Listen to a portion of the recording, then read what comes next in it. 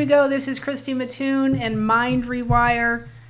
This is about autoimmune disease, your mentality, the disease processes, and how rewiring your mind can actually help you get on a road to healing. And if you've already started the process, it can move you along a little bit quicker. So we're going to jump right on in here. What are we doing today? We're talking about reviving yourself, renewing your mind and rewiring your mind. And that rewiring of the mind will actually help you rewire your body. This is a simple guide, so it's 5 simple shifts to help heal your autoimmune disease. The first one we're going to talk about is mentality. And it's about creating a practice. Do you know what goes in and out of your mind all day long? Are you aware of your thoughts? Are they positive or negative? When you have a negative thought, are you able to counter it? Do you know the thoughts that you have? Do you know that they turn into your beliefs? What beliefs do you have about your disease, about your process, about whether or not you'll ever heal, whether you'll ever feel good again? So I want you to take a look at the little diagram off to the side there. So your mindset's in the center. This is about how you think about the world, think about yourself, your disease process, your daily life. So we're gonna start with your thoughts, and as you follow that around, your thoughts turn into beliefs. Your beliefs become your results, and they drive you into action and throw you back into more thoughts. Those thoughts become beliefs, and this can change. This can be an ever-changing practice: thoughts, beliefs, results, actions. And actually, the actions and results can be even reversed. You can get an action, or you can do an action that causes a result. That can happen either direction. But then you're right back into your thoughts. And your thoughts are something that you have control over. And sometimes it's really super hard, especially if you're in pain all the time. But knowing that you have conscious control over your thoughts can be really huge in this. If the things that you're thinking, or if you're living in a home of negativity and self-abuse, because of negative thinking that's subconscious, now we have a whole nother discussion. If you think it's something that's coming from a subconscious aspect, that's where my program Mind Rewire can come into play. And understanding how to rewire the negative thinking that comes from a subconscious place. But first you have to become aware of it. You have to have the practice of really paying attention to what's going in and out of your mind all day long. When you have a daily practice, you're able to change your mindset to match what you want in your life. And this includes disease processes. So think about what you're going through every day. And you think about it all day long already, is my guess, which is why you're, part of why you're stuck in it, which is an interesting thing. If I'm in pain and I'm always focusing on the pain because it's always there, it's hard not to. Even the disease itself, what are the symptoms of the disease that you have? I know mine, a lot of times I would get heart palpitations, and if I focused on those heart palpitations, they would get worse. And I noticed them more. If I didn't focus into them, sometimes they were still there, sometimes they weren't. It was really interesting how actually you could think about it and make those things bigger. Even pain itself. Pain itself, how much control do you have over pain, or could you have over your pain if you were able to rewire your mind? So this is so important to have a daily practice that comes against these things, because if you're just sitting there bathing in them, bathing in the disease title, bathing in the symptoms, which is what we do because we're not taught anything else most of the time. We don't really realize you can do this differently. So that's what Mind Rewire is. Mind Rewire, again, is my 8-week course. It's a protocol that helps you learn how to do this whole thing differently. It helps you change out the subconscious neuroplasticity. It helps you change out those neural pathways that keep you locked in disease so that your body has a different mechanism to healing. It opens it up in a different direction. So what are good things to practice daily? Prayer, meditation, those kind of things are very good. Breathing.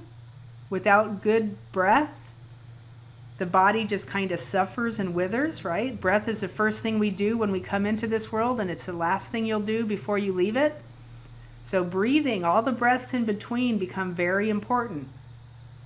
Having a daily mantra, and what I do with mantras is I just don't leave them as a mantra where you're repeating this thing all the time to yourself. We want to seed it into your subconscious mind so that it becomes part of your thinking. Instead of your subconscious mind defaulting to the things that you grew up with, the things that doctors told you, whatever those are, we want your mantra to become your internal focus. We want that mantra to become part of your subconscious makeup, part of the neuroplasticity, so that it's a default that your mind goes to that mantra instead of to the negative things, instead of to the pain, instead of to what is going to happen next, instead of to the next symptom.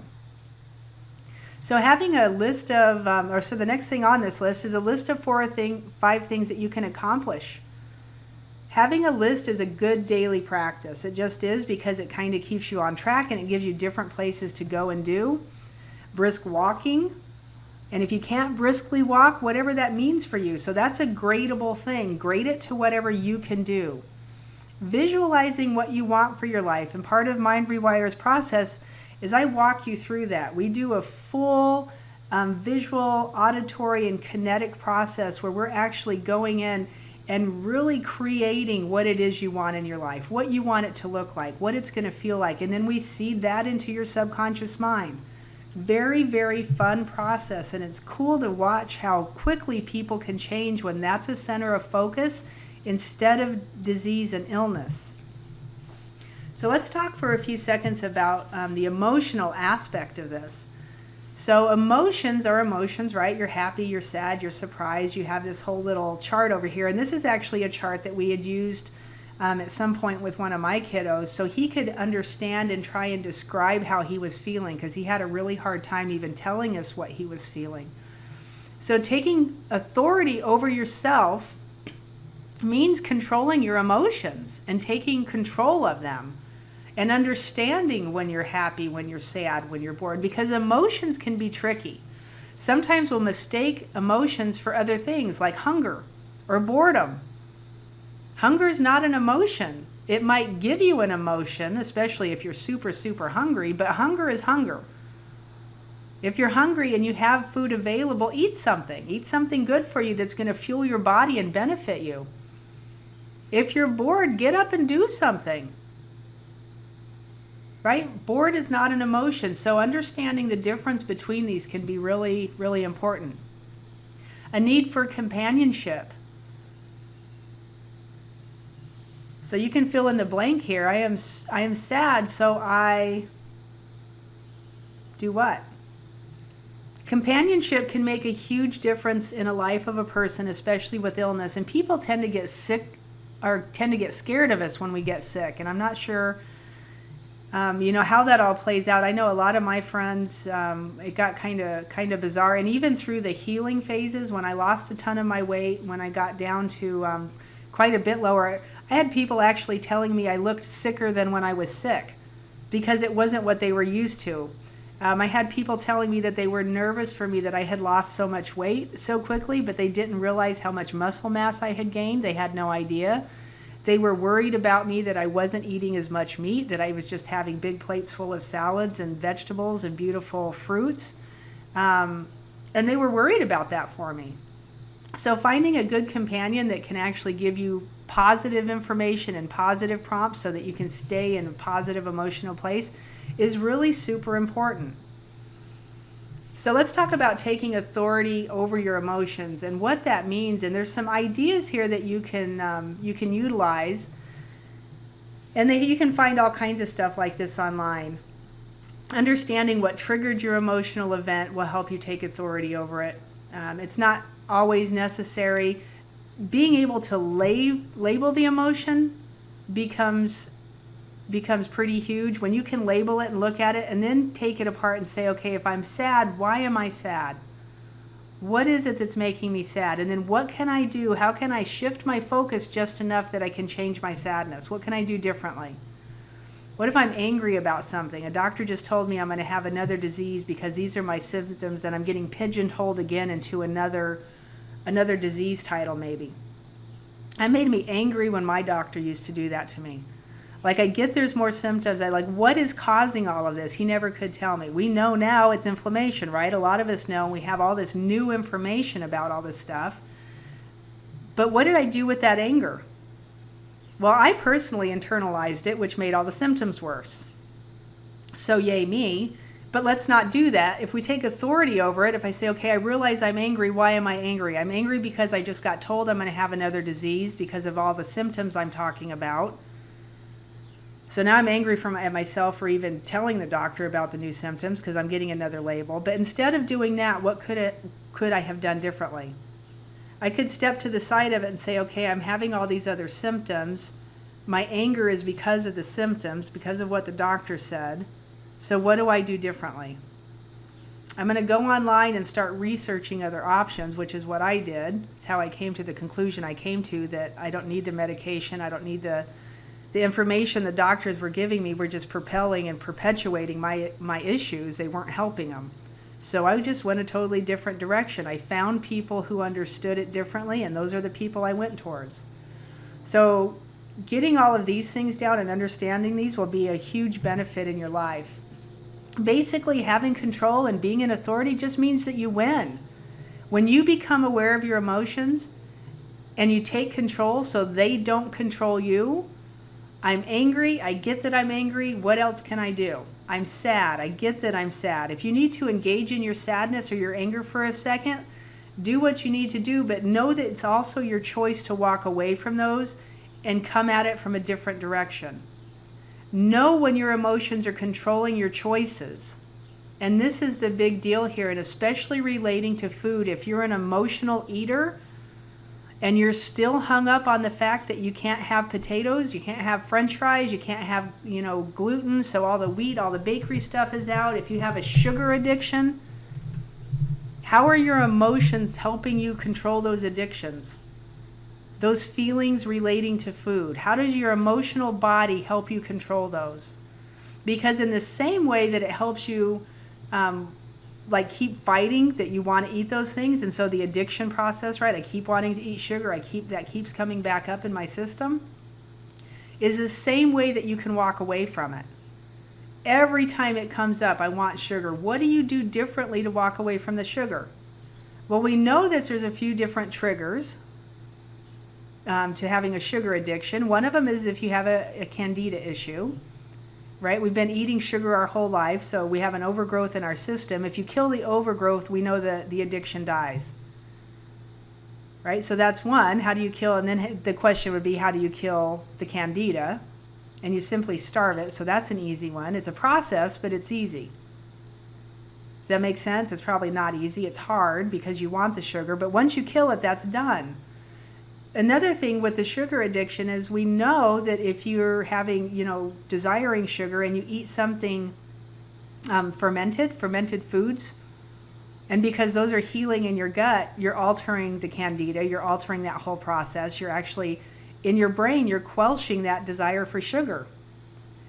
The herb dill, and I used to actually use dill oil. I got some from, I think it was Young Living. Dill oil. I put dill in everything for a while. Totally knocked out my sugar addiction. I've seen it do it for other people too. So knowing that when it's an eating issue versus an emotional issue, you can conquer it. You can come against it differently. So knowing the difference is big. So let's talk about nutrition for a second. Everybody thinks this is hard, and it can be.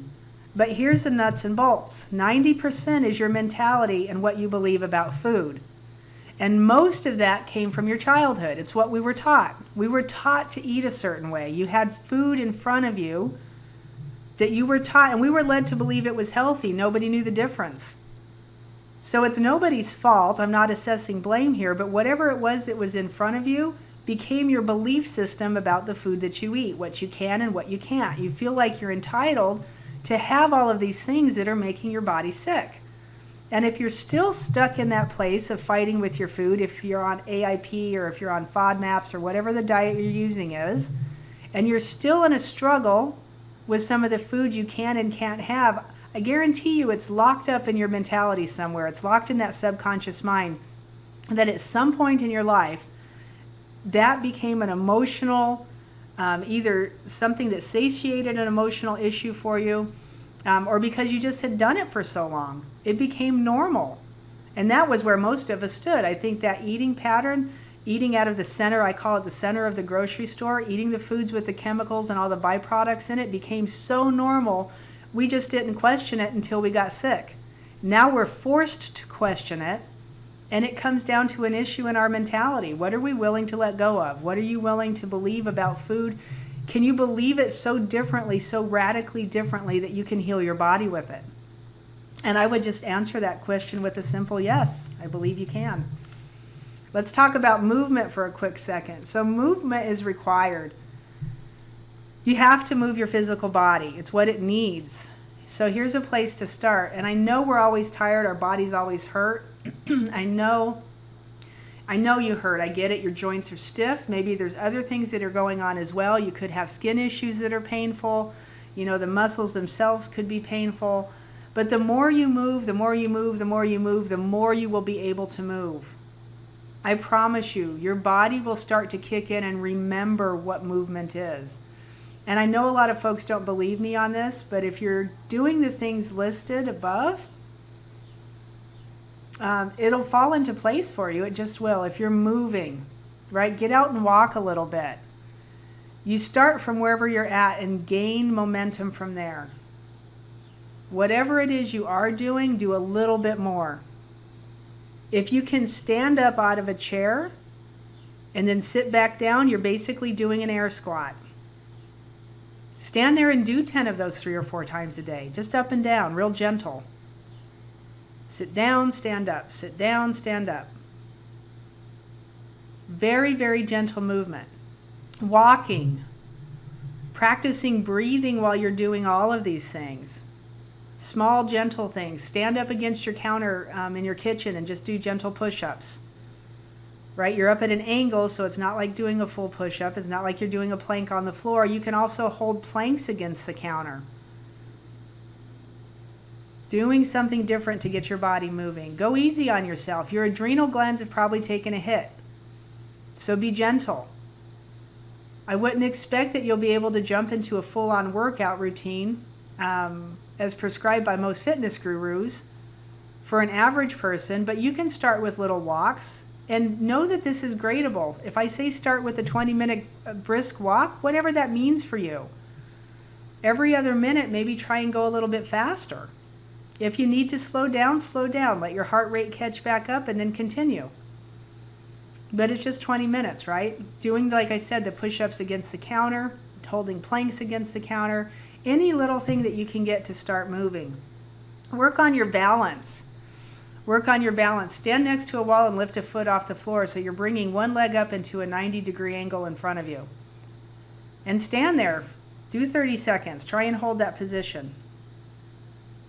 Right? Squeeze your glutes, pull your belly button through to your spine. Really feel your body. Doing this not only changes your chemical composition, it makes your mind and your body interact differently with each other. Alternate feet doing this, 30 seconds on each side, like a really super slow march. So that leg comes up, opposite arm comes across to hold on to that knee. Try and stand there and then switch sides, switch sides, switch. So every 30 seconds, you can bring that down to doing it every 10 seconds. So it's a little bit quicker of a march. Every 2 seconds would be even quicker of a march. But as you're bringing that knee up, the opposite arm is coming across to that knee. So you're getting some rotation in your spine. You're holding it for a couple seconds and then switch sides.